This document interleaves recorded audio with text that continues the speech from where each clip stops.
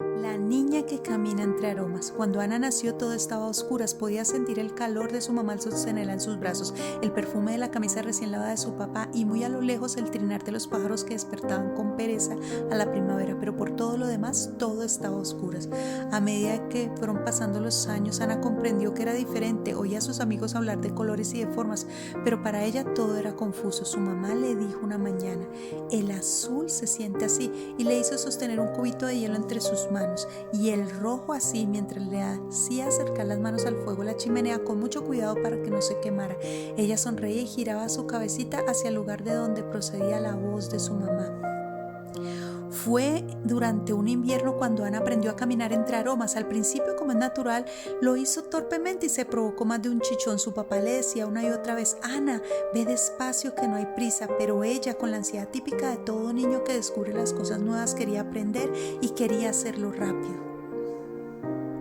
Así un día empezó a esquivar los muebles antiguos de su casa, que sabía que los lustraban con una cera de olor muy particular, el cual podía sentir fácilmente cuando se acercaba mucho a ellos.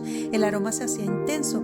Para desvanecerse se alejaba de ellos, un paso aquí, otro por allá, y dejaba atrás la mesa del comedor, un paso hacia la izquierda y otro hacia la derecha, y como si estuviera bailando podía ir de la cocina a su habitación sin pedir ayuda. A la semana aprendió a pasar junto a los jarrones llenos de rosas frescas, a guiarse hasta la cocina por el aroma de las galletas de su abuela e incluso a no pisar la cola del gato París, que siempre tenía un curioso perfume de canela. Y entonces un día, y sin saber exactamente cómo, Ana se dio cuenta que aún a pesar de ser diferente podía hacer cosas muy especiales.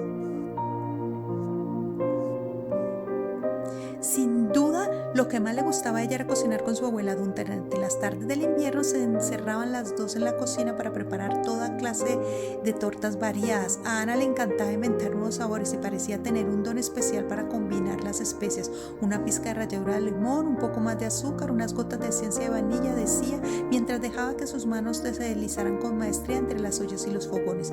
Aunque no podía ver, o quizás por eso, Ana intuía siempre el punto exacto en que los sabores alcanzaban todo su esplendor. Se decía que los vecinos de los pueblos cercanos podían saber cuando ella era quien cocinaba, porque la brisa estaba cargada de olores más insólitos. Pero lo más curioso era que todos estaban de acuerdo en que cuando aspiraban el aroma que salía de la cocina de la niña se sentían extrañamente felices. Ana solo tenía 10 años y ya se hablaba en la aldea de la magia que despedía todo aquello que ella preparaba. Y así pasaron los veranos, luego los otoños, luego los inviernos y luego primaveras y luego otra vez veranos. Y Ana iba experimentando con sabores y con especias que le hacía traer a su papá de lugares muy lejanos. Cuando cumplió los 17 años sorprendió a la familia con una cena muy especial. Unos días antes les había ido preguntando a cada uno de ellos cuál era el momento de su vida en el cual más se habían sentido felices. El de la mamá fue cuando ella nació, el del papá cuando visitó por primera vez la aldea donde ahora vivían, y el de la abuela cuando su marido le había propuesto matrimonio en esa noche donde llovía mares.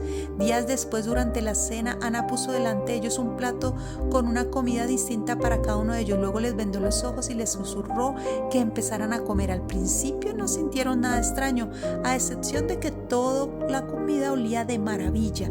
Fue su abuela la primera en darse cuenta. No supo explicarlo cómo ni supo explicar el por qué, pero de pronto se vio transportada al mismo lugar, a la misma noche de lluvia y al mismo instante en que le respondía con un tímido "sí quiero" al que luego fuera su marido durante años. Mientras hacía un esfuerzo con sus manos temblorosas por probar otro bocado, se dio cuenta de que no era la única que estaba llorando. La mamá y el papá de Ana, cada uno encerrados en sus recuerdos, masticaban y dejaban caer lágrimas sobre sus mejillas calientes. Al terminar la cena todos abrazaron a Ana y ella no necesitó verlos para comprender la gratitud que había en sus corazones. La noticia se corrió como un reguero de pólvora entre los habitantes de la aldea. Ana tenía el don de evocar las emociones más curiosas con sus mágicas mezclas de especies. Así un día la señora Mildred le pidió que le cocinara unas galletas para su marido, que llevaba unos días tumbado en la cama sin ganas de levantarse. El señor Jonás le pidió una torta para su hijo, que sufría por no poder aprobar los exámenes. Y hasta el alcalde de un pueblo cercano le escribió rogándole que le enviara algo que contentara a su mamá, que sabía había enfermado de tristeza hace poco. Ana disfrutaba sabiendo que ayudaba a los demás mientras que hacía lo que más le gustaba, cocinar. A pesar de que nunca aceptaba dinero, los vecinos se preocupaban de que nada le faltara. El carpintero del pueblo le confeccionó cucharas de madera que Ana adoraba por el tacto que tenían, y los demás siempre tenían con ella algún detalle especial. La vida era plácida y los días transcurrían entre aromas y el calor de los fogones. A pesar de sus habilidades, había una persona a la que Ana no conseguía ayudar. Julián había nacido en el mismo hospital que ella, tan solo unos minutos antes, y sus berrinches se cruzaron en más de una ocasión aquel día, pero por lo demás nunca se habían vuelto a encontrar hasta un día en que el chico tenía la costumbre de caminar pausado. Se dejó convencer por su mamá y decidió visitar a tan prodigiosa cocinera. Su mamá insistía en que ella podía ayudarlo a superar el desánimo que sentía desde hace años. Julián no estaba tan convencido de que unas cuantas recetas fueran a ayudarlo, pero finalmente se decidió a visitar a Ana.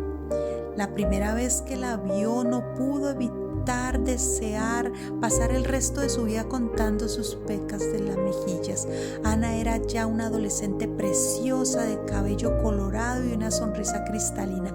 A Julián le temblaron las piernas cuando empezó a relatarle sus problemas, mientras que ella iba mezclando esencias de naranja con media cucharada de miel de azahar y 2 dedos de azafrán. Luego agarró el pincel y esparció la mezcla sobre unas galletas recién horneadas. Las envolvió en un pañuelo blanco y se las entregó a Julián, recordándole que debía tomar una cada mañana al despertarse y otra por la noche antes de quedarse dormido. Julián le dio las gracias y le prometió que le contaría los resultados.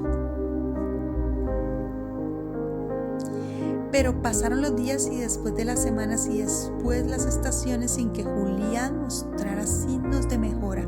Ana había probado todas combinaciones posibles de las especies y hasta había rogado a su papá que le consiguiera de las Indias unas pimientas exóticas que, según se decía, podían producir milagros. Sin embargo, ni con ellas Julián mejoraba.